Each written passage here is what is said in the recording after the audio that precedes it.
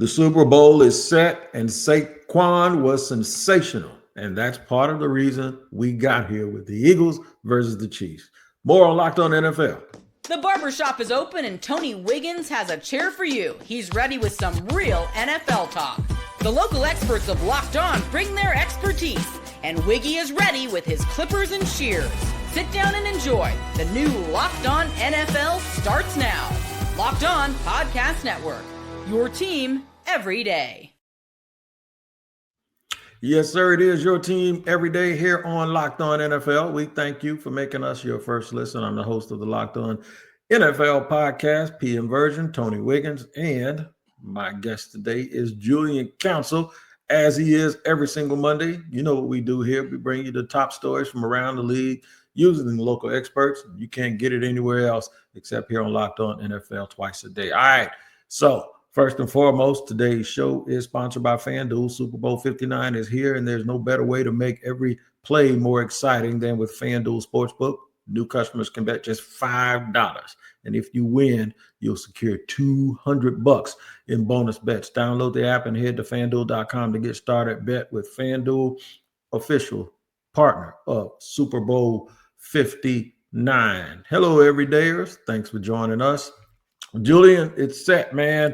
The Super Bowl is set, but I want to start in one place. All of these metrics that people use about who the most valuable player is, and they say, well, it's the best player on the best team, or it's going to be the quarterback that has the best season. That's a quarterback award. And usually it's not who statistically is the best, but who means more to your team. There is nobody. I don't think there is anybody that could stake claim that Saquon, that could say that they are more valuable to their team than Saquon Barkley was to the Philadelphia Eagles this year.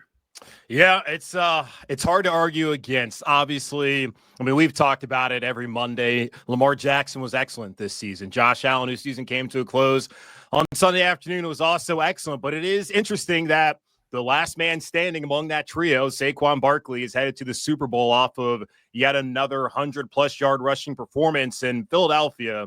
Their rushing attack struggled last year when Miles Sanders went to Carolina, and they, getting Saquon this past year, have been right back to what they were 2 years ago when they were right back in this spot against the Chiefs. So it's hard to say that Saquon Barkley has not been the most valuable player to this Philadelphia Eagles and in the NFL this past season.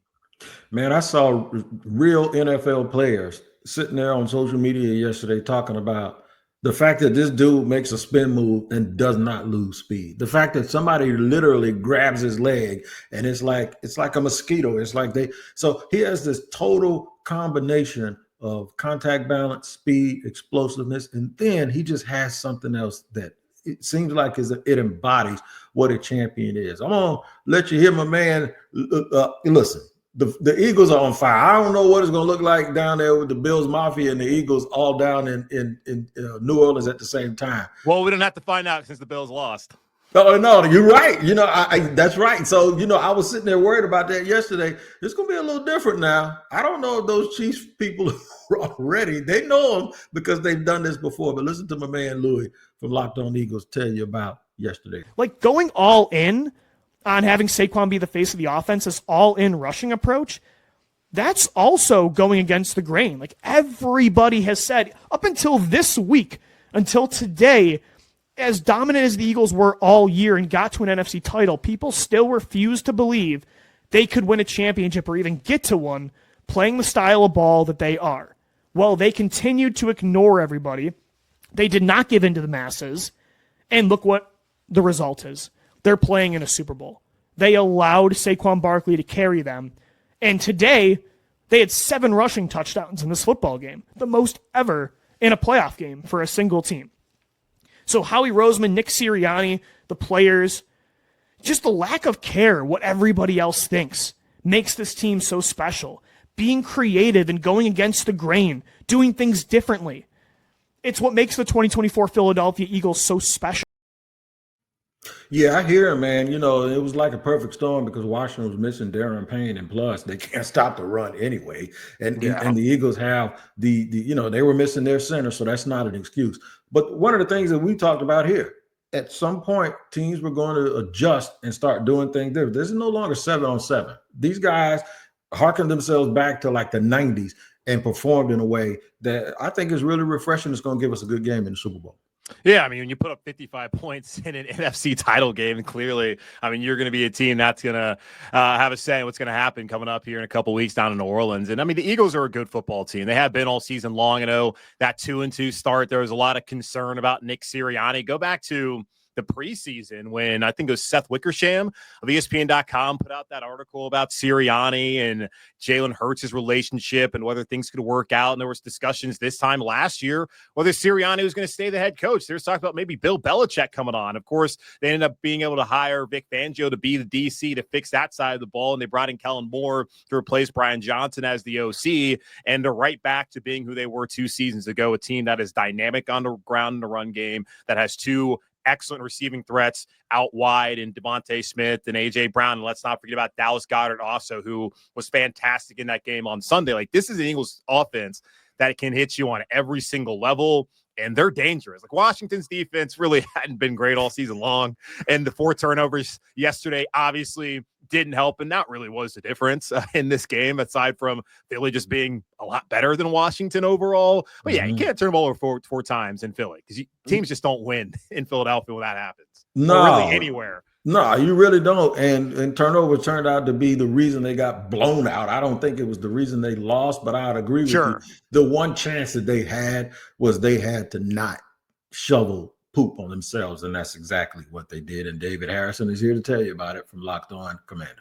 It's been a great year for the Washington Commanders, but after a disastrous loss in the NFC Championship game, it's going to be a little bit harder to swallow in the short term. This is David Harrison of the Locked On Commanders podcast. 12 wins in the regular season, back-to-back road game wins in the playoffs, but that road magic wore out in Philadelphia. Philadelphia Eagles running away with the NFC Championship game as they go back to the Super Bowl where they will face either the Buffalo Bills or the Kansas City Chiefs. So if there is a silver lining in this whole thing, it is about this first year of this retooling for the Washington Commanders. It was not your rookie quarterback or even any of your rookies, truthfully, that ultimately led to the demise of the team. There are still key pieces in place. And, of course, Jayden Daniels continues to prove to everybody that he has that little something special that can help build a franchise back up. So gives you belief that the Washington Commanders will be back next season and competitive. But we've got a long off season to get through all of the steps that are going to take on the way there. For more on that, go to Locked On Commanders 5 days a week, part of the Locked On Podcast Network, your team every day.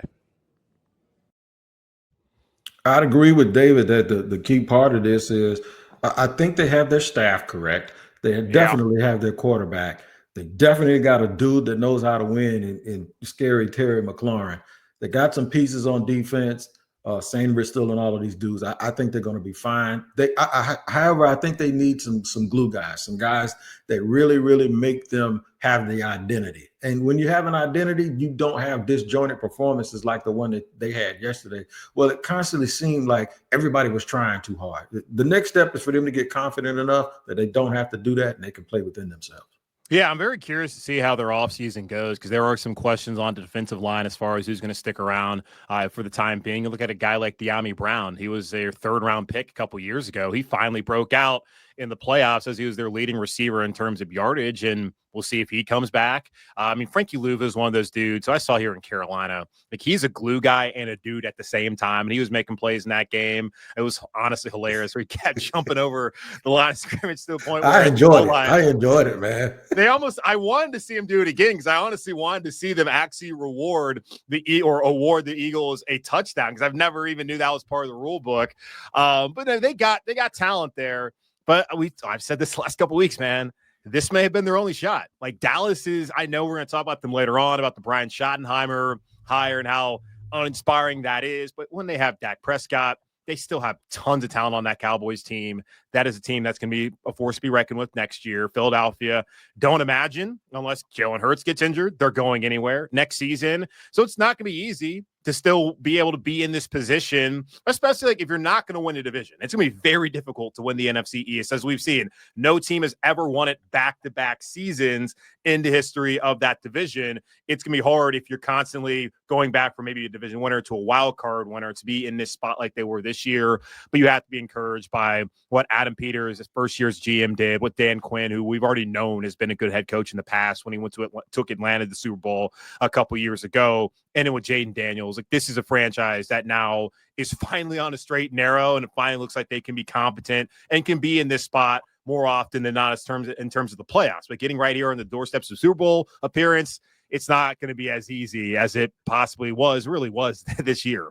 Yeah, and I'm going to say this about the NFCs because I grew up watching it. Let me explain something to you. I want everybody to look real close. If you sit here and go, well, Saquon wouldn't have done that with the Giants, so they don't have anything to be mad about. Let me explain history to you. You don't know what you're talking about because, one, these teams are real close to each other in proximity. Philly and the Giants play in New Jersey. Philly ain't that far from New Jersey, okay? Yeah. The other thing is when you go back, Herman Edwards is not known more for saying you play to win the game. He's known more for taking a fumble by the quarterback, Pasarchik, and running it back for a touchdown. All right. And Deshaun Jackson, yeah, I know he's coaching at HBCU. That ain't what he's known for. You know what he's known for? Tom Coughlin telling them not to punt him the ball, and he did it anyway. All right. So now this is insult to injury. Not only do you let a guy go for nothing, he goes to your rival. And he does what he just did yesterday at Saquon Barkley. Oh, no, don't let those Giants fool you. This hurts. And they just got to let it burn. Oh, yeah. All right. Yeah, man. So we got to be like Usher. Let that thing burn, man. All right. Here's what we're going to do. We're going to talk about the Bills. You know, those Bills that a lot of the fans occupy Charlotte, where Julian lives, and he covers the Panthers. So we're going to talk about them. They had a good showing, but good showing ain't enough. We'll talk more about that in just a second here on Locked On NFL.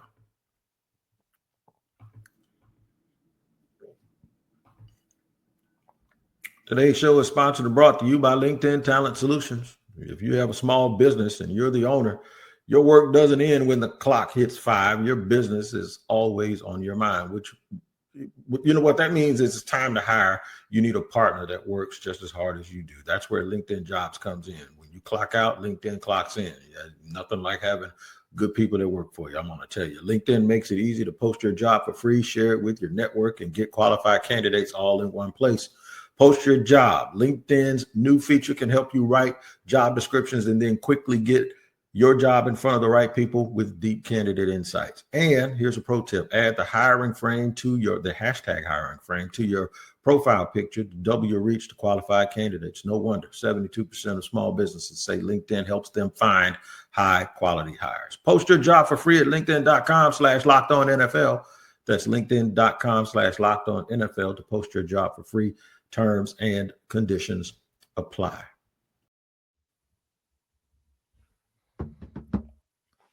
Rolling along here on a Monday after the championship games, talking to my man Julian Council of Locked On Panthers, as always here on a Monday. Julian, the Bills, this is the game of the day, and it actually lived up to it, all right? The Bills versus the Chiefs, of course, the Chiefs won. My wife, who didn't have any eggs in the basket, she was rooting for the Bills because she says, I'm sick of the Chiefs. So she was one of those people that have greatness fatigue, is what I like to call it. Yep. I know the Bills are about sick of it. Before I even hear your opinion, I'm going to let Joe Marino tell you exactly how deep this is. Like, remember Keith Sweat saying, how deep is your love? No, listen to this, how deep this is for Bills fans. For the 4th time in 5 seasons, the Buffalo Bills season is over, courtesy of a playoff loss to the Kansas City Chiefs. I'm Joe Marino, host of Locked On Bills. The Bills played sloppy, but had their chances at the end, but 2 things don't go their way. First of all, a very controversial 4th and 1 spot that looked pretty clear to most people that it was a conversion by Josh Allen. Instead, the Chiefs take over on downs and take the lead, and unfortunately, the Bills can't get the game-winning drive. Josh Allen takes possession of the ball just over 3 minutes left in the game. Down 3, 4th and 5. Dalton Kincaid can't catch the football. And the Chiefs once again are headed to the Super Bowl in a result that pretty much nobody outside of Kansas City wanted to happen. Obviously, the Bills have to figure out how to have the breakthrough because once again, their season is over because they can't beat Kansas City in the postseason. That absolutely has to feel terrible for Bills fans. But Julian Council, I'll give you the floor. Tell me what you thought about the game and what you think about the Bills coming up short. Good. I hope it hurts for Bills fans, quite honestly. And talking about nobody outside of Kansas City, right here, your boy here in Charlotte, he wanted to see it happen. He wanted to see the Bills fans hold that hurt, hold that pain once again. We had the 4 fails of Buffalo when they lost 4 straight Super Bowls. We got them failing again on the road against Kansas City. They can win every year in the regular season against KC, but when it matters most, what happens? They fall short. So hold that tight to your chest, Bills fans, because you're not getting over the top. They got Jordan. You got a guy who's pretty good. He's never going to be that good. You got first-round picks like Dalton Kincaid who can't catch the ball. They got first-round picks like Xavier Worthy who, sure, have controversial plays, but you let them get him. And look at you. Where are you now? Back home crying. Ooh. Or sorry, here in Charlotte crying because you have no respect for the city that you live in. I got Eagles fans all over the place, but when I go around town to like Eagles bars, I don't see Eagles paraphernalia up in there. I don't see an eagle painted on the side of buildings. But here in Charlotte, when I go see a Bills bar, oh, we got Jim Kelly uniforms. We got a buffalo on the side of the building. Interesting. Y'all love Buffalo, yet can't live in Buffalo, or just don't want to live in Buffalo because you love it down here. So if that's the way you like it, why don't you get on board with the Panthers? Yeah, and man, really look. know what pain is. All right, know so what my daughter ineptitude is. Not my being able to get over the daughter top is.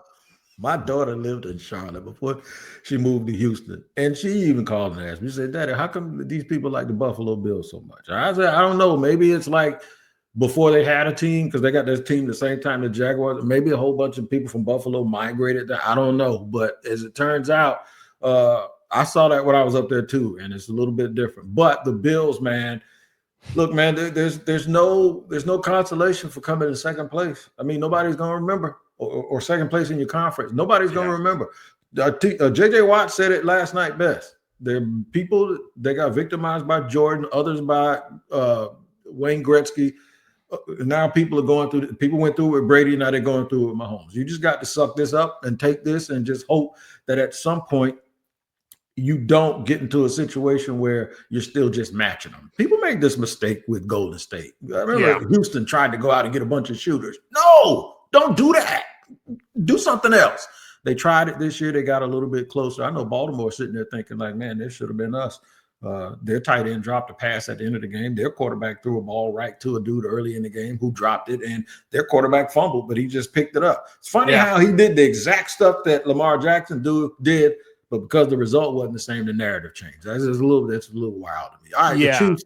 Go ahead. Well, I mean, to the Buffalo of it all, like seriously, like they had a great season considering all that they lost after last year, and they're still going to be in a tough cap situation, trying to build around Josh Allen, and that's just going to be the curse and the blessing of having a quarterback of his caliber, just because of all the money they have to spend for him to be there and be at top of the market. But for them to win the turnover battle again, and then like the touch, I know the Worthy catch, non-catch is controversial. I thought in real time that was an interception, maybe an incompletion after further review. I mean, the 4th down and 1 stop, I thought that Josh Allen got the first down, and this is somebody who wanted to see Buffalo lose. I thought that was a first down, and upon review, like Chris Jones's helmet was in the way, so maybe that's why they couldn't, because you couldn't actually visually see the football. But it felt pretty clear to me that probably he's right there with the first down. So like it's tough. And like the Matt Collins touchdown right before the half was huge for them. To get those 2 stops right as they started off were huge. And just, I mean, when they held KC to that field goal, you're thinking to yourself, all right, but this is your chance. Yep. So it's unfortunate because they've been phenomenal. They just have not been good enough. And I mean, Spagnuolo, I saw Chris Jones talk about it. As long as the league keeps not hiring him as a head coach, which he was not good at the first time around, he said, we're going to keep winning. Right. So, and that goes for, and you know what else that goes for? That goes for all of them, because nobody's going to touch people on their staff this year because everyone thinks on offense Andy's doing everything. Why nobody will hire how come Brendan Daly, who's the linebackers coach, who's been there under Spagnuolo for years, and their linebackers have played well, nobody's calling him. You know why? Because they're in a rush to go get all of the guys from San Francisco, and they're in a rush to get all of the under guys from Los Angeles. And guess what the Chiefs keep doing? Not only do they know who they are, they keep continuity in their coaching staff because no one hires anybody anymore, because Matt Nagy didn't succeed, because Eric Bieniemy didn't succeed. Now it's like, okay, that's all a show that's run by the top guys. And guess what? Now everybody's going to have to pay for it. Before we get to the Chiefs side of this, I want to make sure we give them the credit because everybody is just sick of them. But you can be sick of them all you want to. They're very, very good. I'm going to talk about that. They're actually great. I'm going to talk about that more in the third segment here on Locked On NFL. Today's show is sponsored and brought to you by FanDuel. It is time for the big game. That's right. The Super Bowl is here. There's one game, two teams, and endless possibilities, and there's no better way to make every play more exciting than with FanDuel Sportsbook. Whether it's predicting the first touchdown, calling the MVP, or even betting on the coin toss, FanDuel makes it easy to get in on the action. With live betting all game long, you can adjust your bets as the game unfolds and feel the thrill from kickoff to final whistle. The live betting feature lets you stay involved no matter what happens on the field, and the app is super easy to navigate. Plus, knowing that you can place a $5 bet, potentially win $200 in bonus bets, $200 in bonus bets for the Super Bowl. That's the icing on the cake. Download the app or head to FanDuel.com to get started. Bet just $5 and you win. And if you win, you'll score $200 in bonus bets. That's FanDuel.com. Bet with FanDuel, official partner of Super Bowl 59.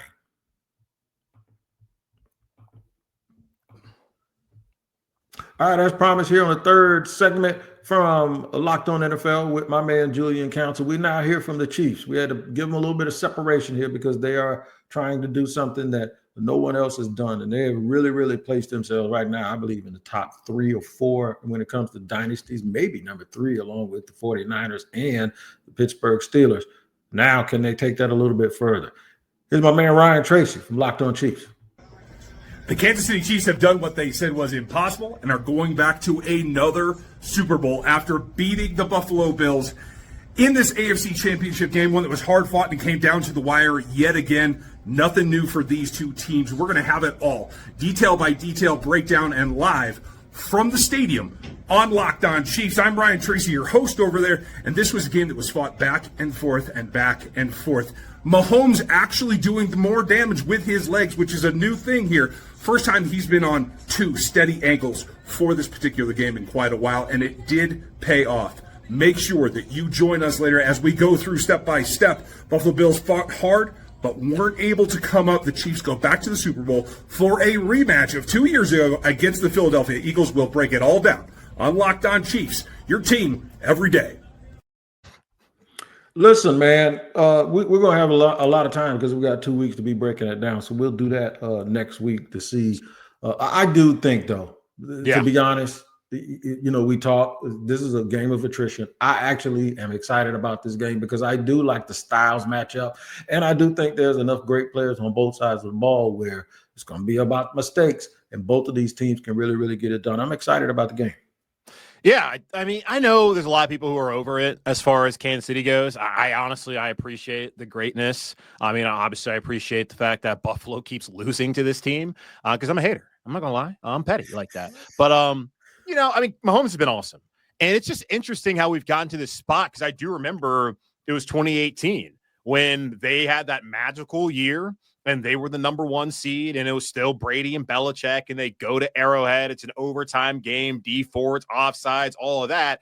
And you just hated that New England won again. And we had this boring ass Super Bowl where Jared Goff, it could not move the ball at that Rams offense. And now you look at it a couple years later, people hate the fact that it's going to be the Chiefs again, but we're seeing them do things that, like, I mean, obviously Brady and Belichick and the whole Patriots, they were dominant.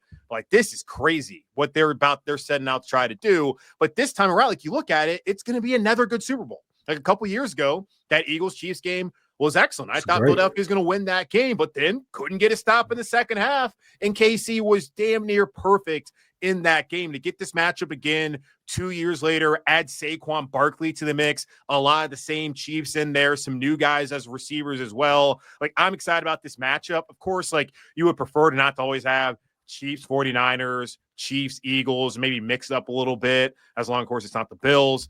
But, man, appreciate greatness. He's been 2 of the better teams in the NFL all season long. Like, you look at point differential, the Eagles have been phenomenal all season long, like plus 160. The only team that was better than them this year is Detroit, who lost last week.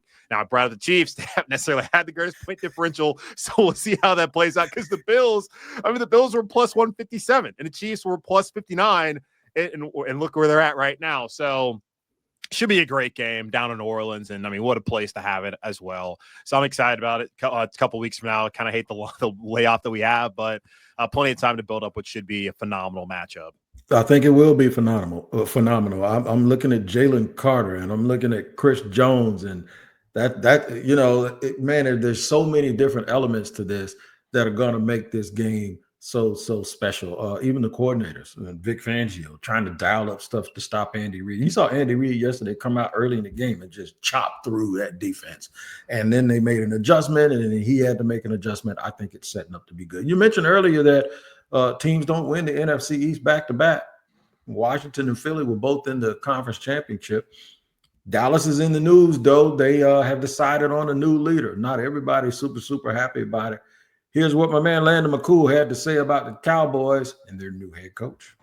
Breaking news, and on a Friday night, no less, the Dallas Cowboys announced Brian Schottenheimer as the next coach of the Dallas Cowboys. Hi, I'm Landon McCool with the Locked On Cowboys podcast, and it has been the talk of the town all week, and has been something that the Cowboys fans have been wishing wasn't true, it seems like, for the most part, but the announcement has now finally come through late on a Friday night, on I think almost 9 o'clock Eastern. The Dallas Cowboys have selected Brian Schottenheimer as their next head coach. Lots of questions still to come. Who's the offensive coordinator? Who's the defensive coordinator? Is Brian Schottenheimer calling plays? Who of the previous staff is being retained? All this is still to come, but the big news, obviously the headline is the Cowboys have made a decision. It seems that Stephen Jones has won over against his father and selected Brian Schottenheimer as the next head coach of the Dallas Cowboys.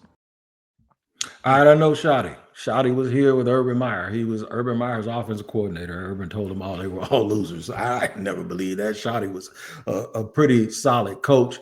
Nice, solid guy, but it still feels like this just falls in line with someone who Jerry can pretty much control and can kind of lean on a little bit more than maybe a stronger figure would have allowed.